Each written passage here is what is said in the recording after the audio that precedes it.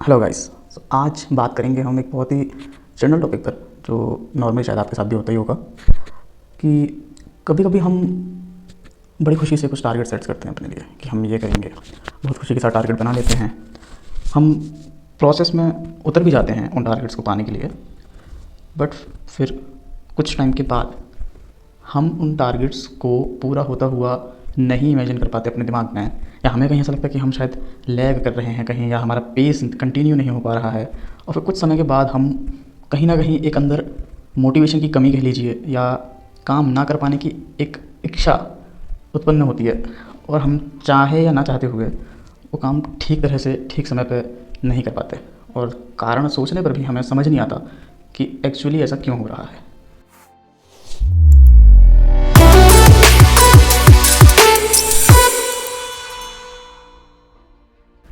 ऐसा जर्नलिस्ट सभी के साथ होता है, एंड स्पेशली उन लोगों के साथ जो कि कॉम्पिटिटिव एग्ज़ाम्स या कॉलेज के एग्ज़ाम्स दे रहे हैं।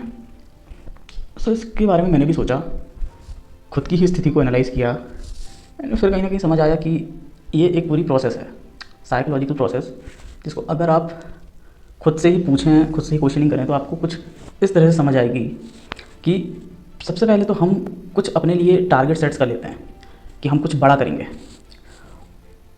सोचने के बाद हम अपने लिए कुछ बड़े टारगेट्स भी सेट करते हैं, फिर हम प्रोसेस में घुस जाते हैं उन टारगेट्स को पूरा करने के लिए।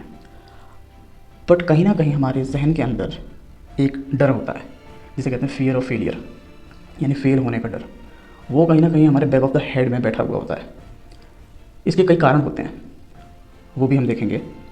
तो ये फियर ऑफ फेलियर जब हम पर हावी होने लगता है, हमारी सोच पर हावी होने लगता है, हमारी साइकोलॉजी पर अपनी पैठ बनाता जाता है, इसके बाद हम अपना पेस जो है वो मेंटेन नहीं रख पाते हैं। हमारी उस प्रोसेस में जिससे हम टारगेट पूरा करना चाह रहे थे, हम अपना पेस खोने लगते हैं। कहीं कहीं आपने 4 दिन पढ़ा, फिर उसके बाद आपका मन नहीं करेगा, एक दिन नहीं पढ़ा, फिर एक और दिन नहीं पढ़ा, फिर एक और दिन नहीं पढ़ा, ऐसे करते करते 3-4 दिन ऐसे हो जाएंगे जो आप पढ़ नहीं पाए। और फिर उसके बाद आपके मन में एक गिल्ट पैदा होता है कि मैंने 4 दिन बर्बाद कर दिया, और उस गिल्ट की वजह से आप और 3-4 दिन और बर्बाद कर देते हैं। और फिर ये गिल्ट टाइम के साथ बढ़ता जाता है, और अगर कोई हेल्प ना करे तो फिर आपका पूरा पेस बिगड़ जाएगा। पेस बिगड़ जाएगा तो इसके बाद आप में आएगा loss of self confidence, self control. आपकी खुद की सेल्फ एस्टीम आपके खुद के बारे में ही कम होने लगेगी। आपकी नज़रों में आपकी खुद की जो एक सेल्फ रिस्पेक्ट होती है वो कम हो जाएगी कि यार मैं ये चीज़ नहीं कर पा रहा, मैं ये एग्ज़ाम का पढ़ नहीं पा रहा, कैसे एग्ज़ाम निकालूंगा, क्लियर करूँगा, मैं शायद फेल ना हो जाऊँ। यानी in the back of the head ये सब करवा यही रहा है, फियर ऑफ फेलियर। बट किसके माध्यम से? लॉस ऑफ सेल्फ कॉन्फिडेंस से, लॉस ऑफ सेल्फ कंट्रोल के माध्यम से। असल में करवा फियर ऑफ फेलियर ही रहा है ये सब। इसके बाद हम क्या करते हैं, जब हमारा पेस बिगड़ जाता है और हम सेल्फ कॉन्फिडेंस खोने लगते हैं, खुद के ऊपर सेल्फ कंट्रोल खोने लगते हैं, इसके बाद हम अपना टारगेट शिफ्ट कर लेते हैं। क्योंकि हमारे माइंड को ये कभी पसंद नहीं आता कि हम किसी गिल्ट वाली स्टेट में बहुत ज़्यादा देर तक रहें।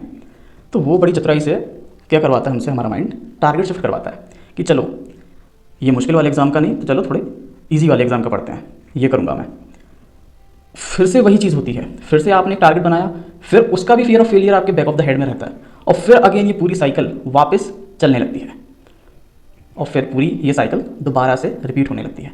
और जितनी ज़्यादा बार ये साइकिल रिपीट होगी, उतनी ही ज़्यादा बार आपका सेल्फ कॉन्फिडेंस लो होगा, उतना ही ज़्यादा आपका सेल्फ कंट्रोल भी खोता जाएगा। सो ज़रूरी है कि हम इस साइकिल को पहचानें और पूरी कोशिश करें कि सही समय पर हम इसको आइडेंटिफाई करके ब्रेक करें।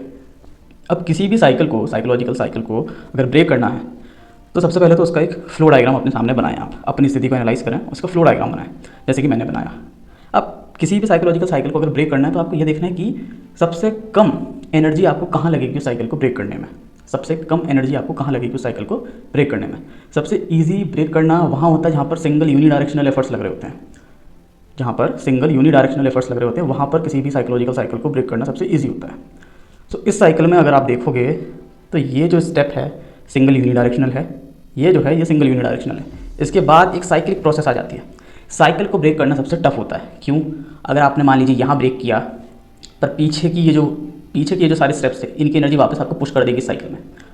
आप कहीं पर भी साइकिल में अगर ब्रेक करोगे, तो पीछे के भी जितने स्टेप्स थे उन सबकी नेगेटिव एनर्जी आपको वापस से पुश कर सकती है उस साइकिल में दोबारा। तो इसलिए किसी भी साइकोलॉजिकल साइकिल को वहाँ से ब्रेक मत करिए जहाँ पर लूप बना हुआ है। हमेशा ऐसी जगह ढूंढें जहाँ पर यूनिडायरेक्शनल एफर्ट्स लग रहे हैं। तो अगर आपको ये प्रॉब्लम आ रही है कि आप पढ़ नहीं पा रहे, अपने टारगेट पूरे नहीं कर पा रहे, मेरे जैसी स्थिति है, तो आई विल सजेस्ट यू कि आप 2 चीज़ें करें। पहली, एकदम से ये ना सोचें कि बहुत कुछ बड़ा करना है मुझे। दुनिया में कोई भी बड़ी चीज़ है वो एकदम से ऑल ऑफ अ सडन नहीं हो जाती। सारी बड़ी चीज़ें कंपाउंडिंग इफेक्ट जो होता है उससे निकल कर आती हैं। यानी रोज़ जब आप थोड़ा थोड़ा थोड़ा थोड़ा थोड़ा करेंगे तो आफ्टर सर्टेन टाइम एक बड़ी चीज़ बन के निकल कर आएगी। ऑल ऑफ अ सडन ये बड़ी चीज़ नहीं बनी। ओवर टाइम जब आपने छोटी छोटी छोटी छोटी चीज़ें कंसिस्टेंटली की हैं उसके बाद एक बड़ी चीज़ बनी है, तो बड़ी चीज़ बनेगी बट एक टाइम के बाद, और आपको कंसिस्टेंट एफर्ट्स लगाने पड़ेंगे। ठीक है, तो पहली चीज़ तो ये अपने दिमाग को समझानी है कि मैं एकदम से कुछ बड़ा नहीं कर दूँगा। हाँ, मैं मेरी तरफ से जितना हो सकता है उतना पूरा एफर्ट्स लगाऊंगा, एक छोटा सा चेंज लेके आऊँगा खुद में या अपने आसपास के समाज में या कहीं पर भी। मैं अपनी तरफ से पूरा एफर्ट लगाऊंगा और मैं एक चेंज लेके आऊँगा। बस ये आपको अपने आप को समझाना है। एकदम से कोई बड़ी चीज़ कर दूंगा, कुछ बड़ा चेंज ले आऊँगा, ये सब दिमाग में नहीं लाना। दूसरी चीज़, टारगेट। टारगेट अपने खुद के लिए कोई बहुत ज़्यादा बड़ी सेट नहीं कर देना। बड़े टारगेट सेट करेंगे वो अचीव नहीं होंगे, फियर ऑफ फेलियर आएगा एंड देन आप वापस से साइकिल में ट्रैप हो जाओगे। तो आपको ये चीज़ नहीं करनी है। अपने आप को ये समझाना है कि मैं एकदम से कुछ बहुत बड़ा नहीं कर दूंगा, मैं एक छोटा सा चेंज लाऊंगा और पूरे एफर्ट्स के साथ उसमें मेहनत करूंगा। ये चीज़ समझानी है। दूसरा, टारगेट ऐसे बनाने हैं जो आप अचीव कर पाओ, जो आप सुबह बनाओ और शाम को टिक कर पाओ कि हाँ आज मैंने ये टारगेट अचीव कर लिया। इस तरह के टारगेट्स बनाओ, इस तरह के नहीं जो आप खुद ही पूरे ना कर पाओ और विद टाइम लैग हो, फिर फियर ऑफ फेलियर है और फिर वापस आप ट्रैप हो जाओ। तो साइकिल को अगर ब्रेक करना है तो आपको या तो इस स्टेप में या इस स्टेप में ब्रेक करना पड़ेगा। पहली चीज़, बहुत कुछ बड़ा नहीं कर दूंगा। दूसरी चीज़, टारगेट छोटे और अचीवेबल बनाइए। तो ये तो चीज़ हो गई है साइकिल के बारे में। अब बात करते हैं फियर ऑफ फेलियर। ये फेल होने का जो डर है ये किन चीज़ों से मिलके बनता है, इसके फैक्टर्स क्या हैं, क्यों ये हमारे बैक ऑफ द हेड में आता है, कहाँ से आता है। सो फियर ऑफ फेलियर के बारे में जानते हैं। तो यहाँ मैंने मैथमेटिकल फॉर्मेट में लिखा हुआ है fear of failure. Fear of failure को अगर एज अ फंक्शन हम देखें तो ये आपको फंक्शन मिलेगा इन चीज़ों का। मैं एक एक करके बताता हूँ। पहली है नो गाइडेंस, यानी अगर किसी व्यक्ति के पास गाइडेंस ही नहीं है कि वो क्या करे जीवन में अपने, उसको आगे क्या करना है, तो सर्टेनली उसके जहन में, उसके दिमाग में, उसके विज़न में एक फियर ऑफ फेलियर रहेगा कि मुझे पता ही नहीं है एक्चुअली कि मुझे करना क्या है आगे, गाइडेंस ही नहीं है, रास्ता ही नहीं दिख रहा आगे का। तो उसके अंदर साइकोलॉजिकली एक फियर ऑफ फेलियर रहता है कि जीवन में मैं शायद फेल हो जाऊँ, कुछ ना कर पाऊँ। तो पहला फेलियर ये है, फियर ऑफ फेलियर क्यों होता है। दूसरा है अडामेंसी to do by myself. जैसे कुछ लोग होते हैं, जैसे मैं खुद भी हूँ, कि हमें अडामेंसी होती है कि हम खुद से करेंगे, किसी और की हेल्प नहीं लेनी हमें, हम खुद से कर लेंगे, पढ़ भी खुद लेंगे, कहीं कोचिंग नहीं जाएंगे, कहीं कुछ नहीं, हम खुद से कर लेंगे। तो ये अडामेंसी है, यानी ज़िद्दपन, और ये नुकसान ही करता है क्योंकि हर चीज़ आप खुद से नहीं कर सकते। कहीं ना कहीं आपको, आपसे जो ज्ञानी लोग हैं जो आपसे पहले वो चीज़ करके बैठे हुए, उनसे आपको डिस्कशन करने चाहिए, उनसे गाइडेंस लेनी चाहिए, उनसे पूछना चाहिए कि ये टारगेट कैसे अचीव हो सकता है, आपने कैसे किया था, मैं कैसे कर सकता हूँ, मुझे डायरेक्शन दीजिए, गाइड करिए। तो अडामेंसी नहीं करनी है हमें, ये चीज़ दिमाग में रखिएगा। तीसरा जो कारण है फियर ऑफ फेलियर का वो है ओवर एस्टिमेटिंग सेल्फ। कई लोग होते हैं वो सेल्फ सेंटर्ड विजन के साथ ज़िंदगी जीते हैं, यानी कि वो खुद को सेंटर में रखते हैं और सोचते हैं कि दुनिया उनके इर्द गिर्द बनी हुई है और वो खुद को सेंटर में रख के हर चीज़ को देखते हैं। उनका पर्सपेक्टिव ही यही होता है कि वो सेंटर में हो, बाकी सब चीज़ें उनके चारों ओर घटित हो रही हैं और शायद उनके लिए ही घटित हो रही हैं और शायद उनके पास कुछ ऐसा है कि वो उसको अफेक्ट कर पाएंगे, चेंज कर पाएंगे या कुछ सॉल्यूशन दे देंगे। तो खुद को सेल्फ ओवर एस्टिमेटिंग करना भी घातक होता है।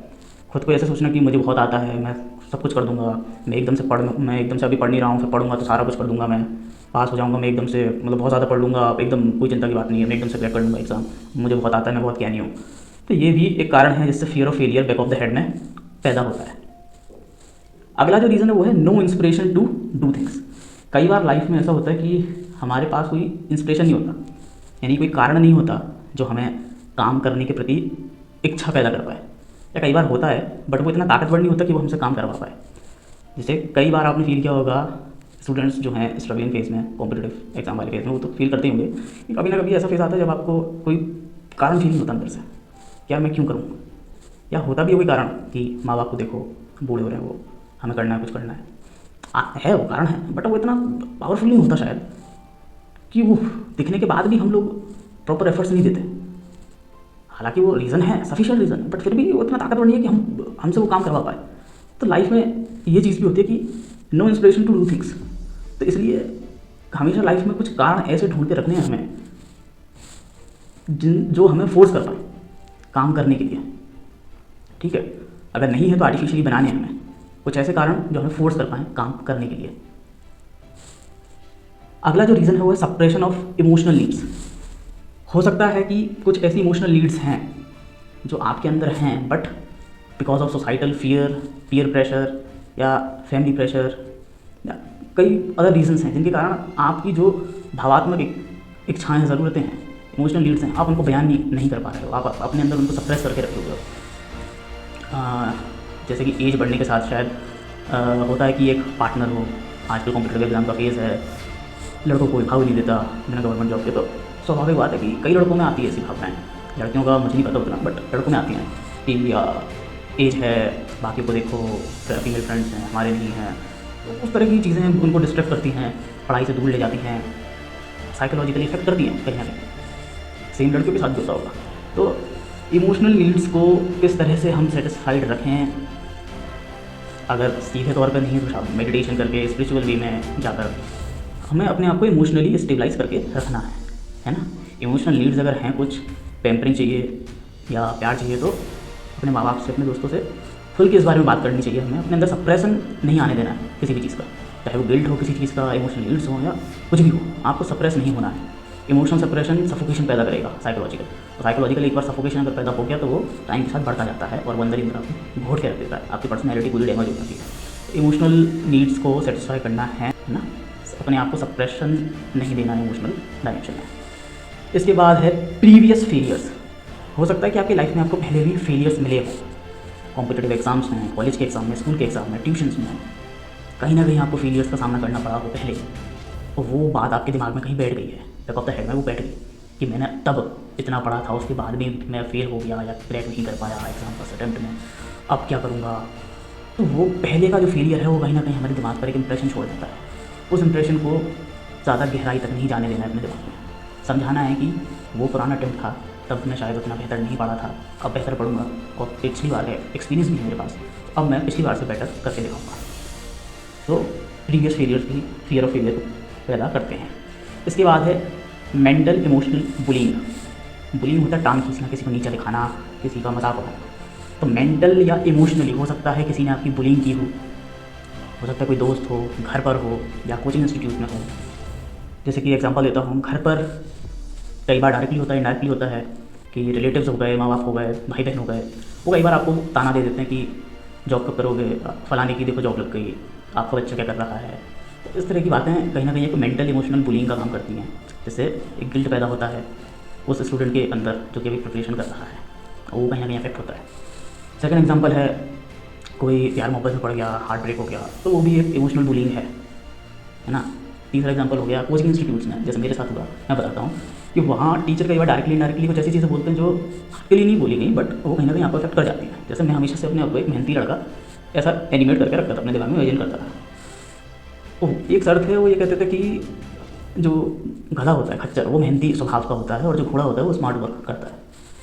तो खच्चर को रिलेट कर दिया उन्होंने मेहनती क्वालिटी से, तो वो कहीं ना कहीं बात मेरे बैक ऑफ द हेड में रह गई कि मैं तो आज तक अपने आप को मेहनती बच्चा मानता था, मैं मेहनत करता हूँ, तो क्या मैं खच्चर क्वालिटी का हूँ। तो वो बात कहीं ना कहीं अफेक्ट कर गई, और उसके बाद से फिर मेरा थोड़ा पढ़ाई में मन कम लगा। इस तरह की चीज़ें भी होती हैं जो कि बैक ऑफ द हेड में जाके हमें इमोशनली डाउन कर देती हैं, और अगर सही टाइम पे कोई हमें सही डायरेक्शन ना दिखाए तो मे बी शायद हम उसी स्टेट में रहते हैं या ओवर द टाइम और भी डाउन जा सकते हैं।